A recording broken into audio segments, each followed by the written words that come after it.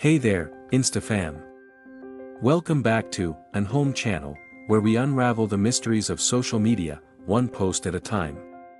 Today, we're tackling a hot topic, how to repost on Instagram. Whether it's a meme that made you laugh or a post that struck a chord, we'll show you how to share that content with your followers, the right way. So, let's get started. Reposting on Instagram is a breeze if you follow these steps. Let's go through them together. Step 1. Find the post you want to share and tap the paper airplane icon below the post. Step 2. Tap Add Post to your story to share it as a story, or use a third-party app if you want to share it as a feed post. Step 3.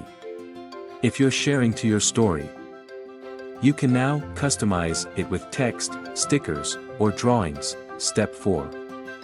Once you're happy with how it looks, tap Your Story at the bottom to share it with all your followers, and voila!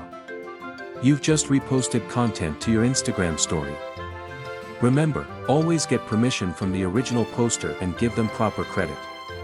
It's all about spreading the love and respect in the Insta community.